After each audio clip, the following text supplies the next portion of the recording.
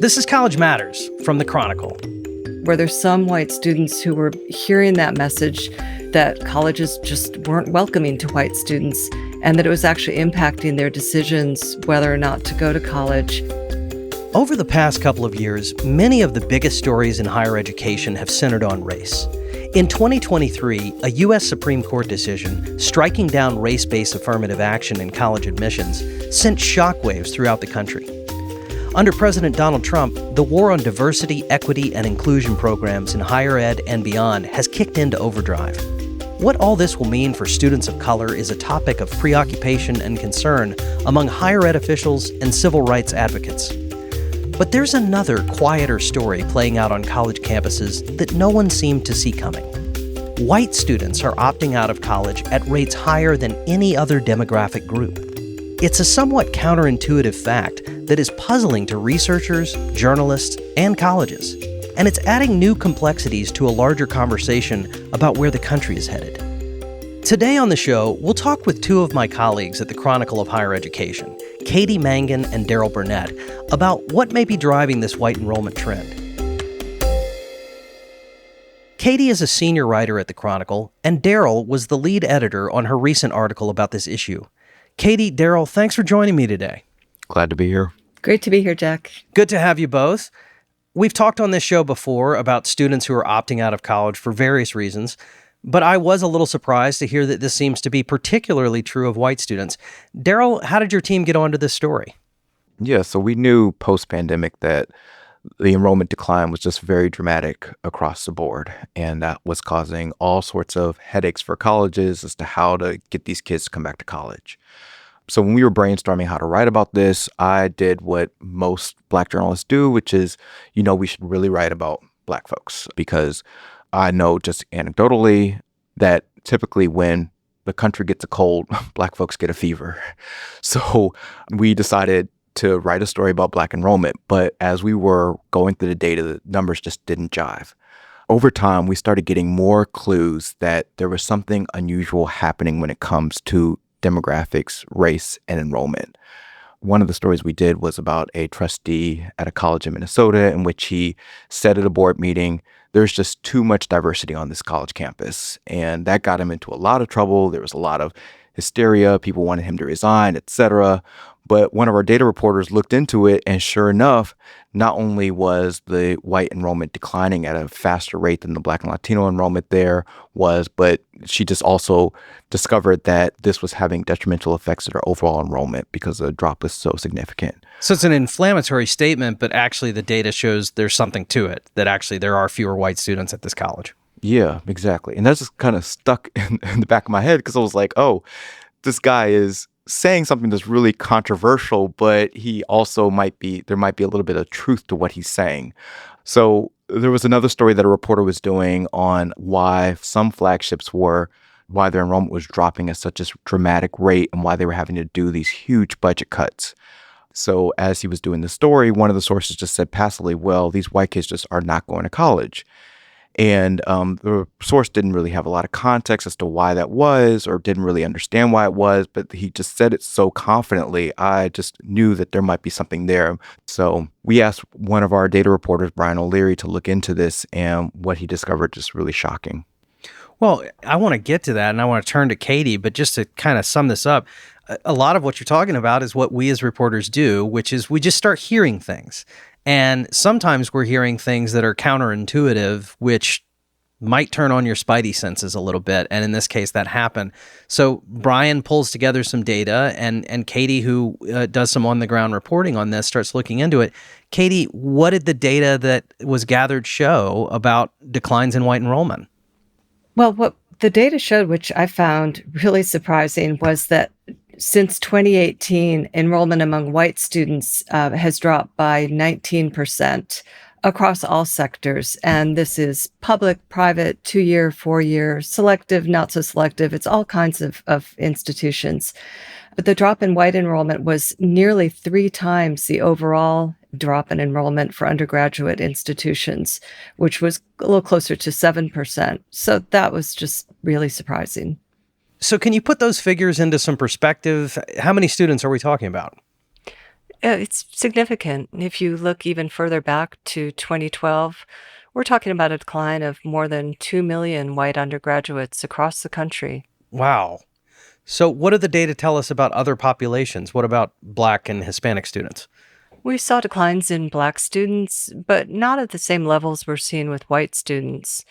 Between 2018 and 2023, Black undergraduate enrollment declined by 11%. Hispanic undergraduate enrollment actually grew a little bit.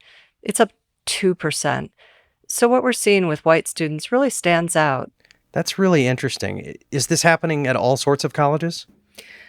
I think it's happening across all colleges. There's certainly some exceptions. Some highly selective colleges have been able to dig deeper into their applicant pools. Their enrollment numbers might not necessarily show this, but that's a very small slice of the pie. And this trend is generally happening across the board to all different kinds of institutions. So, Daryl, you mentioned that it seemed counterintuitive that the population that might be most affected by these enrollment declines was white students, that often the instinct of journalists is to look at underrepresented populations that have historically had trouble accessing higher education. Were you at all concerned about what it would mean to write a story about the crisis of white enrollment, or however you want to put it? There is both a disincentive and an incentive to write about this. Okay. So the disincentive being that this is a talking point that could be used to inflame hysteria over how colleges are recruiting and retaining students of color. So this debate is very fraught, and there are a lot of myths, codified language, stereotypes. There's just a lot of confusion over what is and is not happening on college campuses. And then I think the incentive is that I'm just so curious as to what is driving the hysteria around DEI. And once you understand what's happening when it comes to enrollment, once you understand what's happening on college campuses, et cetera, it gets us closer to that truth. It gets us closer to why there's just so much anxiety over how colleges are going about recruiting and retaining students. Daryl, I want to drill down into a point you made. We've seen so much opposition to DEI in this country over the past couple of years. As you know, a lot of states have passed laws banning DEI programs. Donald Trump has effectively waged war on DEI during his second term. So are you saying that the decline in white students on college campuses may be even subconsciously driving some of that DEI opposition? Yeah, like I think I might have said this earlier on, but like there's a truism in Black history that typically whenever there's this huge backlash in the white community, there is something unusual happening in their community that they're looking for a scapegoat. It's one thing to say, oh, there are a handful of people who think DEI has gone too far, but it was in several states. And when these laws were passed, it was passed by a large majority of the legislature. So it's clear that the general populace really does have anxiety about their relationship with their local college. And two things can be true at once, right? White enrollment can be falling, but Black students can still be underrepresented in college. Is that right? When you look at college enrollment for 18 to 22-year-olds, there's still a larger percentage of the white population going to college than you see in some other groups. About 41% of white people in that age range are enrolled in college, compared to 36% of Black people and 33% of Hispanics. And that's just part of the story. Black and Hispanic students continue to have lower college graduation rates than white or Asian American students. So, Katie, once you had this data showing white enrollment declines, how did you begin reporting on it? Well, Daryl and I, first of all, we talked about, again, how people might interpret the data and, of course, how we should interpret it. What does it mean that fewer white students are going to college, and what are some of the reasons behind it? And again, a lot of our concern was we didn't want to play into that narrative that critics of college diversity efforts had created, that minority students were being given all kinds of unfair advantages in college admission, and that colleges were no longer welcoming to white students. But at the same time, I was wondering whether maybe there was some kernel of truth to at least some of that? Like, were there some white students who were hearing that message that colleges just weren't welcoming to white students and that it was actually impacting their decisions whether or not to go to college? So Daryl and I talked about how important it was to really find some of those students from a variety of backgrounds and talk to them about what motivated their decisions. And it's not easy to find, students who aren't going to college. So that was a reporting challenge. But one of the first things I did was just to reach out, sort of see what data, what reports there were out there. And I was kind of surprised to see that very little had been written about this issue of declining white enrollment. I was kind of surprised by that, given the fact that we were seeing that these enrollment declines go way back, like well over a decade among white students. There was very little research being done, but the person that I always turned to for enrollment data, and I turned to at this point, was Doug Shapiro from the National Student Clearinghouse Research Center, because he compiles very frequently, like at least 4 times a year, he keeps journalists and public up to date on enrollment trends. And I said, Doug, we're finding this really strange findings. We've crunched some data, or our data analyst has crunched some data, and we're seeing these disproportionate declines, really surprising declines among white students. And yeah, how come we haven't seen this, or have you noticed this? And almost immediately, Doug got back to me and said, well, yeah, I mean, we're noticing this too. And frankly, it surprised us too. So, Katie, as you look at these numbers and you start talking to people, do you start to get any sense as to why this white enrollment drop is happening? That was one of the real challenges. There just really hadn't been much research, or any research really that I could come across, that pinpointed the reasons for the decline in white student enrollment. There's so much research about the barriers that students of color faced, and yet there was so little that I could grab onto that would give even a hint of why white students were turning away. There have been theories, and there's a lot of guesses as to why that might be. And I'm happy to go into some of those, because I did sort of was able to piece together some possible explanations based on my conversations with the researchers who I talked to and the students who had decided not to go to college. So we don't have great research on why white enrollment might be dropping. Where did you look for answers about it? What I did was I started calling around to parts of the country where I figured there would probably be more likely to be facing these problems.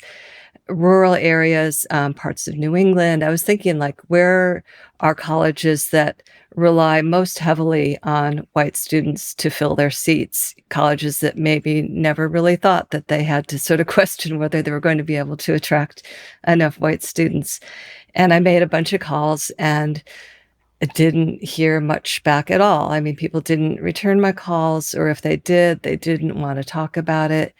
And it seemed obvious that either they hadn't really looked into the reasons for declining white enrollment, or it was something that was just kind of sensitive to talk about. Again, as Daryl mentioned, in the context of everything that was going on around the country about what was the impact of all of these diversity efforts? Were white students getting the short end of the stick? Were they being unfairly treated? In that context, it was just a tough topic to bring up. Like, why should we care? Okay, enrollment among white students is down.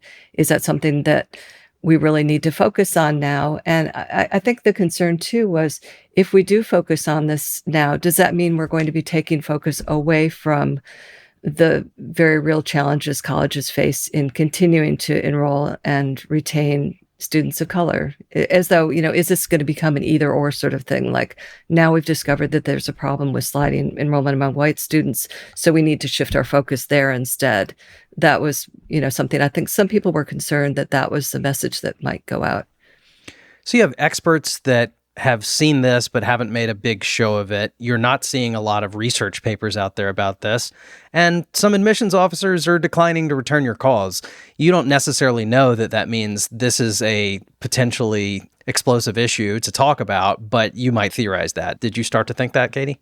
Yeah, I did start to think that, and it became even more important to talk to the students involved to sort of cut through some of the conspiracy theories that are circulating around this. Like, one of the things that I really wanted to do was to try to pinpoint some of the reasons that white students in particular might be turning away from college. And basically, in my conversations with the few people who I found who were willing to talk to me and with the students that I was able to talk to, I came across a few possible explanations. One of them clearly is demographic. Birth rates among white women have been falling at faster rates than some other populations. There are just fewer white students graduating from high schools who are in the pipeline to go to college. But it was the severity and the duration of the decline was so great. It was clear that it was more than just demographics. I think another issue that some people brought up was, the economy. Unemployment rates are really low now, and it's possible for students to get decent paying jobs with a high school degree in some parts of the country. Maybe students were just all going the trade route. Maybe they were just getting jobs out of high school that didn't require a degree and deciding not to go into debt. So that was another thing that we looked at. Then there was just a whole public perception about college. And this was where it was really interesting. A year or so ago, the Chronicle did this public perception survey. And one of the things that we found that was kind of surprising, and at the time we weren't quite sure what to do with it, was we found that the skepticism about the value of a college degree was much, much higher among white respondents than minority respondents. White respondents were much less likely to say that a college degree was important or crucial to getting a good job. So at the time we thought, wow, that's interesting. But, maybe that had something to do with that white people, for whatever reason, were just more skeptical about whether college was worth the time and effort. Well, let's talk about the students. What did they tell you?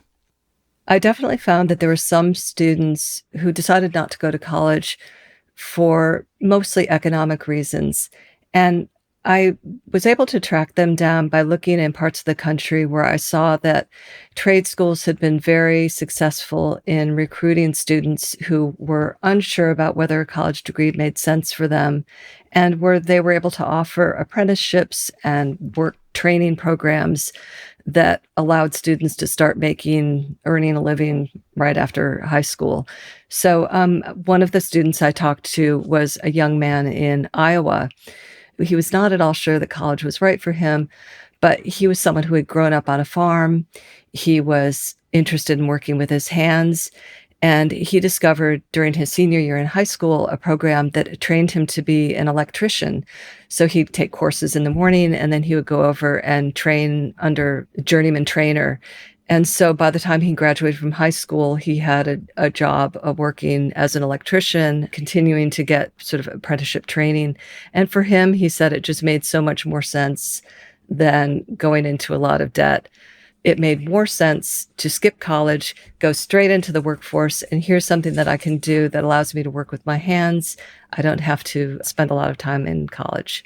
Is there any evidence that those types of opportunities are more available to white students than students of color? Yeah, interestingly, there was a study that came out of the Georgetown Center on Education and Workforce that found that there were a lot of these training opportunities available in rural areas of the country, but that the benefits really weren't distributed equally. What the study found was that white students who went into these workforce training programs earned higher wages than did Black or Hispanic workers. And this sort of tied with what I'd heard from one researcher who said that she felt that a lot of white students today were more confident of their ability to get a decent paying job right out of high school without a college degree than were many Black and Hispanic students. And she felt that many minority students felt like to get the same job or the same pay, they had to have more education, and that could have been one of the reasons that they felt that college was more important than many of the white students who responded to our survey, who thought, we can get by without college. Stick around. We'll be back in a minute.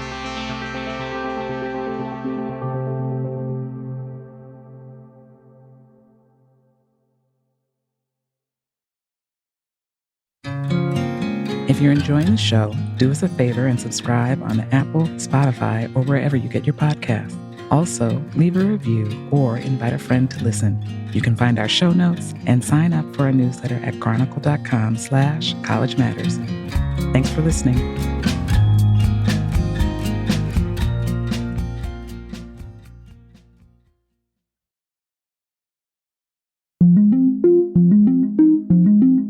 So there are, myriad factors and reasons as to why students across different demographics may or may not be coming to college. But one thing we do know is that right now, politically, there is a lot of hot rhetoric around colleges not being welcoming to conservative students. Can you talk about that political conversation, Daryl? And then maybe we can talk to Katie about whether it's affecting why white students may or may not be going to college. This rhetoric has really ramped up in the last couple of years, where you have politicians out there saying that college has been seized by these administrators who are only trying to indoctrinate you with liberal ideas around race, sexuality, and gender, and making you feel guilty for being white, that you are somehow the oppressor, etc. And that has really sort of damaged or sullied the reputation of colleges. Katie, did you talk to any students who said they'd received that political message and it factored into their decision not to go to college? Yeah, I reached out to a group called Turning Point USA because I figured they would probably be able to direct us to a student who bought into that idea. It's a conservative, it's an advocacy group whose founder, Charlie Kirk, has been sharply critical of higher education and diversity efforts in particular. Turning Point USA put me in touch with someone who had actually started out in college and dropped out because she felt it was not welcoming to her as a conservative Christian student. And I assume this was a white student? This is a white student, yeah. Morgan McMichael was telling me that she served on the board of her sorority, and she got a lot of pushback because of some social media posts she had made that were favorable to Trump. She also wore a MAGA hat around, which didn't go over well in the sorority. And she was asked to kind of tone down her MAGA advocacy because it wasn't a good look for the sorority, she said. And she really took offense at that. She said, my sisters were able to, do all of the pro-Biden posts they wanted, and there was no pushback. So that was one example. And then she ended up dropping out of Texas Tech. She says just because she felt it wasn't welcoming, and she was beginning to wonder whether she really even needed a college degree to do what she was doing. And what she ended up doing was being kind of, a social media influencer. She ended up working for Turning Point USA and going around and talking to young people about why college might not make sense for them, why she felt colleges really were woke, as the terminology goes. So she ends up sort of proselytizing against higher education. Yeah. So and the jury's out on how much that messaging affects people who may not go to college at all, but it's certainly a possibility, and it's certainly live and well in our political rhetoric. Talk to me about other people you spoke to in the course of your reporting. I spoke to another young woman named Angela Otto, who grew up in a small town in rural Wisconsin. And she said that she was never a particularly strong student, wasn't crazy about sitting at a desk and working. She's also someone who always liked to be outdoors, was really interested in the environment, but couldn't quite picture studying that in college. But there was an expectation, I think, in her family and in her high school that everyone goes to college. So she picked the college close by, a technical college she thought was probably the most comfortable fit. But after a couple of semesters there, she said, it just didn't feel right. I wasn't into it. So she said she got in a van, headed west, headed out to Bend, Oregon, and ended up in this Conservation Corps program that allowed her to jump right into the field, so to speak. Instead of her laptop, she was using, as she learned to use a chainsaw, and she was learning how to clear trails and learning a lot about the environment in a way that she felt that she might not have in a classroom. And she's found it very exciting. She got a firefighting certificate. She learned a lot of skills. She gained a lot of skills she thought that she might not have gotten in a classroom. And she was able to earn a paycheck. Of course, it was a very small paycheck. She could barely get by splitting an apartment with her boyfriend. But she was making a little bit of money and not taking on college debt. And she was out in the field doing what she wanted to be doing. So she thought, I can do this without college. So it sounds like you picked up on a few threads in your reporting that tell us something that could be significant, even if it's anecdotal. I'll recap a few of them. One possibility is that white students are finding employment that doesn't require a college degree, and they're seizing on that. Another possibility is that conservative students think colleges are hostile to their politics, and they're opting out as a result of that. But there's a third theory I want to ask you about, and it relates to this larger conversation we're having about DEI. Did you find evidence in your reporting that white enrollment is declining because colleges have focused their recruitment efforts on other groups, like Black students? Did colleges take white students for granted? I think despite what you hear about these massive DEI bureaucracies at a lot of colleges, the reality is that on most campuses, a DEI office, if there is an office, might consist of one or two people. And it just isn't realistic to think that these people are making that kind of headway in the college enrollment numbers, that they're sending people, sort of armies of people out to recruit minority students and ignoring white students. I mean, that's just not happening. They don't have that kind of impact. A lot of what DEI offices are doing, too, is more focused on retention efforts. We don't have these sort of armies of people going out and recruiting minority students. When I went to the University of Michigan, Ann Arbor, where there is actually a very, very large, they would probably even admit that it's a bureaucracy. It's a lot of people dedicated to DEI, even there, with all of the recruitment efforts that they're making. In a state that is 14% Black, I think the numbers of undergraduates, it's under 5% Black. So DEI officers, DEI officials are not moving the needle on enrollment numbers the way some people might think that they are. Katie, we've talked a lot about race, but I'm curious how income might factor into this story. I think some people have a gut-level perception that middle and upper-income white families are still encouraging their children to go to college, and that these enrollment declines might be more prevalent among lower-income or rural students. What do we know about how income figures into this larger trend of white enrollment decline? Well, that's another weird thing. There's actually recent data to suggest the opposite of what you might think. We're now seeing that fewer white undergraduates from more affluent neighborhoods have enrolled in college over the past 6 years. And that's not true of lower income neighborhoods. Those white students are actually enrolling at slightly higher rates. So this is somewhat counterintuitive data that was put out in October by the National Student Clearinghouse Research Center. Interesting. So a lot more to think about. What does all this mean? Where do you think this story is headed? Well, there's still a lot we don't know. As I said before, there's not a lot of research out there on white enrollment declines. We're all trying to figure out what's driving this. But the new data about income adds another wrinkle. Wealthier students typically pay more to attend college, and there are big implications for the higher education business if those students start opting out. A lot of colleges are tuition dependent, and this could be a revenue issue for them. And of course, there are bigger issues at play. If white students stop going to college at the rates they once did, that raises interesting questions for society and the workforce. So we'll just have to wait and see. Well, a lot to think about, a lot to continue reporting on. Thank you for coming here and talking to us about this data and about your reporting. Katie, Daryl, I really appreciate it. Thank you. Thank you so much, Jack.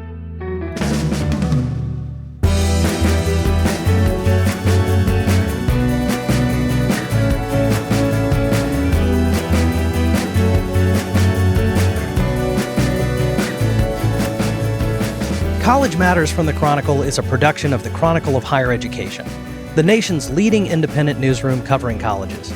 If you like the show, please leave us a review or invite a friend to listen. And remember to subscribe on Apple Podcasts, Spotify, or wherever you get your podcasts so that you never miss an episode. You can find an archive of every episode, all of our show notes, and much more at chronicle.com/College Matters. If you like, drop us a note at collegematters@chronicle.com. We are produced by Rococo Punch. Our podcast artwork is by Cottrell Thomas. Special thanks to our colleagues Brock Reed, Sarah Brown, Fernanda Zamudio Suarez, Laura Krantz, Carmen Mendoza, Ron Coddington, Joshua Hatch, and all of the people at the Chronicle who make this show possible. I'm Jack Stripling. Thanks for listening.